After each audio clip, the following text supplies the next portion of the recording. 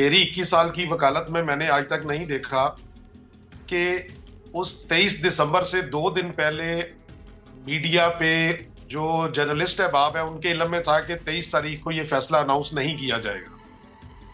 और फिर वही हुआ कि 23 दिसंबर 2024 को कोर्ट ने वो फैसला अनाउंस नहीं किया और रजिस्ट्रार साहब ने मुझे जवाब दिया कि जी कोर्ट प्रोसीडिंग्स और जिस तरह ये हुआ है कानून के साथ तो मुझे मजाक ही लगता है। हमने पिछले 19-20 साल की प्रैक्टिस में ये चीजें नहीं देखी थी जिस तरीके से ट्रायल और ट्रायल प्रोसीडिंग्स इन केसेस में हुई। इस केस में कन्विक्शन की जजमेंट लिखने के लिए मटेरियल मौजूद नहीं है। इस केस में कोई ऐसी चीज रिफ्लेक्ट नहीं होती कि इमरान खान या बुशरा इमरान खान के खिलाफ जजमेंट दी जा सके। तो मैंने उस दिन भी अपनी ये राय का इजहार किया था कि ये जजमेंट इस वजह से मौखर की गई है, मुलतवी की गई है। कोई एक एलिगेशन, कोई एक चार्ज भी जो है वो नैब या प्रोसिक्यूशन टीम साबित कर सकी है। और इसमें सबसे इंटरेस्टिंग चीज ये है कि जब फाइनल आर्गुमेंट्स चल रहे थे तो उस वक्त प्रोसिक्यूशन टीम ने अपना केस उस चार्ज से, उस एलिगेशन से हट के बिल्कुल डिफरेंट एंगल पे जो है वो आर्ग्यू किया और उन्होंने एडमिट किया कि इमरान खान और बुशरा इमरान खान का इसमें कोई जाती फायदा नहीं है, 1 रुपए का भी। जब ये एडमिट हो गया कि उनका कोई पर्सनल गेन नहीं है इसमें, तो ये केस कैसे एस्टेब्लिश होगा उनके पास। अस्सलाम वालेकुम नाज़रीन, आप सियासत डॉट पी के देख रहे हैं। सौराब बरकत आपसे मुखातिब है। इस वक्त हमारे साथ बुशरा बीबी साहिबा के वकील मोहम्मद उस्मान रियाज गिल साहब हमारे साथ मौजूद हैं। उस्मान साहब अस्सलाम वालेकुम। वालेकुम अस्सलाम। वेरी मच वेलकम सर, बहुत शुक्रिया वक्त देने के लिए। सर ये बताएं कि आज तो फैसला आना था, आज आपको अदालत के अंदर होना था और 190 मिलियन पाउंड केस की तो आज सारी चीजें खुलकर सामने आनी थी और फैसला क्यों नहीं आया आज?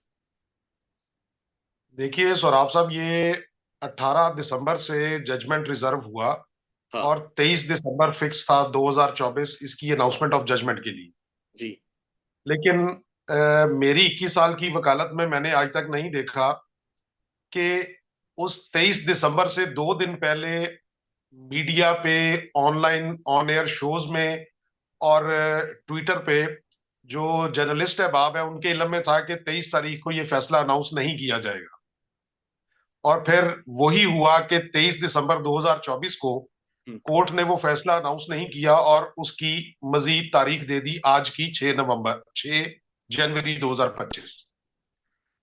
और ये भी अजीब इत्तेफाक है कि परसों से ट्विटर पे और सोशल मीडिया पे ये चल रहा था कि ये 6 जनवरी को भी फैसला अनाउंस नहीं होगा बल्कि 13 या 14 जनवरी तक जाएगा। और कल फिर मीडिया पे ये न्यूज ब्रेक हुई और मैंने खुद पर्सनली जो है रजिस्ट्रार नैब कोर्ट इस्लामाबाद के उनसे राब्ता किया कि ये क्या चल रहा है। उन्होंने कहा हमारे इल्म में नहीं। तो मैं कहा जी फिर इसकी कोई आप तरदीद जारी करें या कुछ ऐसा मैकेनिज्म जाई साहब के इल्म में लाएं कि वो कोर्ट प्रोसीडिंग्स क्यों स्कैंडलाइज हो रही हैं मीडिया के ऊपर या सोशल मीडिया पे। कोई कंटेम्प्ट प्रोसीडिंग, कोई कंटेम्प्ट नोटिस इशू करे। इस तरह तो ये सारी की सारी प्रोसीडिंग्स जो है वो कंट्रोवर्शियल हो जाएंगी। तो जिस पर रजिस्ट्रार साहब ने मुझे जवाब दिया कि जी ये अभी तक ऑफिशियली मुझे भी बीइंग रजिस्ट्रार कन्वे नहीं हुआ कि अनाउंसमेंट ऑफ जजमेंट के लिए हम्म। हम कल अडयाला जाएंगे या नहीं जाएंगे। क्योंकि नॉर्मली ये होता है क्रिमिनल केसेस में जब अनाउंसमेंट ऑफ जजमेंट होती है तो उस पे law and order situation maintain करने के लिए सिक्योरिटी पर्सनल्स को, सिक्योरिटी ऑफिशियल्स को इंटीमेट किया जाता है ताकि किसी किस्म की कोई प्रॉब्लम ना हो और law and order situation maintain रहे। तो उन्होंने कहा कि ऑफिशियली हमें भी अभी तक इस तरह की कोई इंटीमेशन नहीं है। तो ये बड़ी मजे का खेज बात है कि 2 दफा ये जजमेंट, 3 दफा अनाउंसमेंट के लिए फिक्स थी और एडजर्न हुई और कोर्ट के अनाउंस करने से पहले ये दीगर अहबाब के पास, दीगर लोगों के पास ये इंफॉर्मेशन थी कि जजमेंट अनाउंस नहीं होगी। आपने अपनी 21 साल ज़ाहिर जिंदगी का अपने कैरियर को मेंशन किया, तो ये 21 साल जिंदगी में अब जाकर ये चीजें जो आपके सामने आ रही है, तो आप being a lawyer, being an advocate, being a legal officer, आप कैसा महसूस कर रहे हैं? आपके तासुरात क्या हैं? आपकी असेसमेंट क्या है कि ये क्या हो रहा है? देखिए, मैं पिछले तकरीबन 1.25 साल से इमरान खान साहब के, बुशरा इमरान खान साहबा के केसेस को अटेंड कर रहा हूं अक्टूबर 2023 से। जी। मैं I was team member in cipher case, in इद्दत निकाह case, in this case 190 million pound case. तो जिस किस्म की कोर्ट प्रोसीडिंग्स और जिस तरह ये हुआ है कानून के साथ तो मुझे मजाक ही लगता है। हमने पिछले 19-20 साल की प्रैक्टिस में ये चीजें नहीं देखी थी, जिस तरीके से ट्रायल और ट्रायल प्रोसीडिंग्स इन केसेस में हुई। सर ये जो अब अलकादर ट्रस्ट केस है, 190 मिलियन पाउंड केस है, इसकी हैसियत, इसके फैसले की हैसियत क्या रह गई है? इसकी अपनी वुकत क्या रह गई है जब इतना ज्यादा स्कैंडलाइज, और जिन मौसूफ का या साफियों का आप जिक्र कर रहे हैं सर, ये प्रो एस्टेब्लिशमेंट, प्रो हुकूमत ज़ाहिर है, उनके बारे में एक सोच मौजूद है, ये तासुर उनके बारे में मौजूद है, तो इस फैसले की अब हैसियत क्या रह गई है? देखिए, मैं तो पहले भी ये, जिस दिन 23 को ये जजमेंट अनाउंस नहीं हुई थी, तो मैंने एक फोरम पे ये अपने ख्यालात का इजहार किया था कि चूंकि इस केस में कन्विक्शन की जजमेंट लिखने के लिए मटेरियल मौजूद नहीं है, इस केस में कोई ऐसी चीज रिफ्लेक्ट नहीं होती कि इमरान खान या बुशरा इमरान खान के खिलाफ जजमेंट दी जा सके। तो मैंने उस दिन भी अपनी ये राय का इजहार किया था कि ये जजमेंट इस वजह से मौखर की गई है, मुलतवी की गई है। और आज भी मेरा यही ख्याल है कि ये इसी वजह से जजमेंट नहीं आ रही, नहीं अनाउंस की जा रही, कि उसमें कोई ऐसा मटेरियल, कोई ऐसी एविडेंस उन दोनों के खिलाफ मौजूद नहीं कि जजमेंट ऑफ कन्विक्शन दी जा सके। गिल साहब, मैं आपसे एक चीज समझना चाहता हूं सर। एक तरफ तो चलें, अब सियासी मामलात हैं, सियासी डिफरेंसेस हैं, निजाम और इमरान खान का पारा जो भी है, लेकिन आप जाहिर लीगल माइंड से, आपके पीछे कानून की सारी किताबें मौजूद हैं। सर, एक जज का कंडक्ट क्या होता है? बीइंग अ जस्टिस, इंसाफ की कुर्सी, तराजू और तरकड़ी आपके हाथों में है। एक जज का अपना कंडक्ट क्या है? क्या जज का अपना सर जमीर नहीं वो झंझोड़ते, या जज को खुद नहीं महसूस होता कि किस तरफ मामला जा रहा है? देखिए, मैं आज आपको बताऊं, क्योंकि हमारी वोकला कम्युनिटी में आज कुछ लोगों से मेरी बात हुई। जैसे आपको बड़ा ताजुब हुआ कि ये फैसला आज नहीं आया, आना चाहिए था, तो जो हमारे मोअज़्ज़ज़ वकला दोस्त अहबाब हैं, उन्होंने भी कुछ इस किस्म के तहफ़्फ़ुज़ात का इजहार किया कि जुडिशरी को, कोर्ट को बड़ा इंडिपेंडेंट और इम्पार्शियल होकर चलना चाहिए। और इस तरह के कंडक्ट से ये तासुर मिल रहा है कि शायद ये judgment with the result of negotiation जो है वो कनेक्ट हो रही है। अगर निगोसिएशन सक्सेसफुल होगी तो शायद जजमेंट कुछ और हो, अगर निगोसिएशन सक्सेसफुल नहीं होती तो शायद जजमेंट कुछ और हो। तो ये हमारे हल्का बाब में जो कुछ वकला साहबान, कुछ दोस्त साहबान थे, ये उनका ख्याल था कि ये इस तरह कंट्रोवर्शियल हो रही है, इसको ऐसे नहीं होना चाहिए था।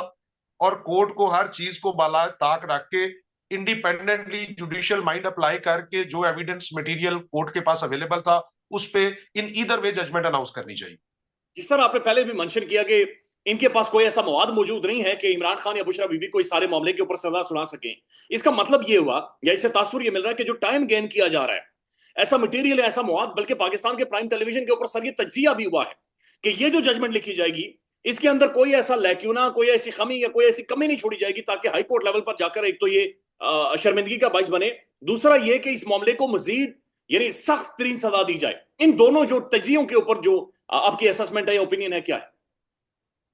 देखिए, ये तो मैं कह रहा हूं बहसियत एक कानून के तालिब इल्म, चूंकि वो सारे का सारा केस मेरे हाथ से गुजरा, जी। तो मैं नहीं समझता उसमें कोई एक एलिगेशन, कोई एक चार्ज भी जो है वो नैब या प्रोसिक्यूशन टीम साबित कर सकी है।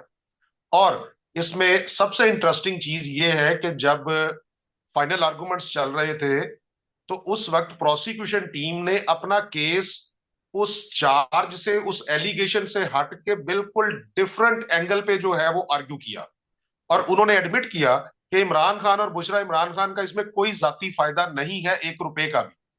जब ये एडमिट हो गया कि उनका कोई पर्सनल गेन नहीं है इसमें, तो ये केस कैसे स्टैब्लिश होगा उनके बीच? सर, ये चीज हम थोड़ी सी मजीद आपसे समझना चाहेंगे। 171 मिलियन पाउंड्स सुप्रीम कोर्ट के अकाउंट के अंदर मौजूद हैं, और उनके साथ जो मजीद पैसे लगे वो भी मौजूद हैं। अल कादर ट्रस्ट भी मौजूद है, मैं खुद देकर आया हूं, और हम आने वाले दिनों में वीडियो भी जारी करेंगे। ये बुनियादी नुकता क्या है? केस क्या है? इमरान खान और बुशरा बीबी के ऊपर इल्जाम क्या है? उन्होंने किया क्या? सर देखिए, इसके लिए 3 स्टेप्स में ये केस बना है। सबसे पहला स्टेप ये है, जो एलिगेशन है कि एक ये 171 मिलियन पाउंड जो आप मेंशन कर रहे हैं, ये स्टेट ऑफ पाकिस्तान का पैसा था, और ये थ्रू कैबिनेट डिसीजन डाइवर्ट किया गया स्टेट ऑफ पाकिस्तान की बजाय मलिक रियाज की पर्सनल लाइबिलिटी एडजस्ट करने की। इमरान खान साहब की हद तक ये एलिगेशन। दूसरा एलिगेशन ये था कि चूंकि आपने अपना ऑफिस यूज करते हुए वो स्टेट ऑफ पाकिस्तान का पैसा against liability of a private individual आपने उसको favour the, and against that favour आपने अल कादिर ट्रस्ट की जमीन जो है वो अपने पर्सनल गेन के लिए मलिक रियाज से ली। ठीक है। और तीसरी चीज ये थी कि बुशरा इमरान खान साहबा की हद तक कि इन सारी जो अल कादिर ट्रस्ट की, चूंकि वो ट्रस्टी हैं, जी। तो उन्होंने इमरान खान साहब की इन दोनों तीनों मामलात में मुआवनत ठीक की। है। ये केस है जी प्रोसिक्यूशन का। ठीक है। अब इसमें प्रोसिक्यूशन ने ये साबित करना था, नैब ने ये साबित करना था कि ये स्टेट ऑफ पाकिस्तान का पैसा है, ठीक जो है। कि वो साबित नहीं कर सके। हम्म। ठीक है।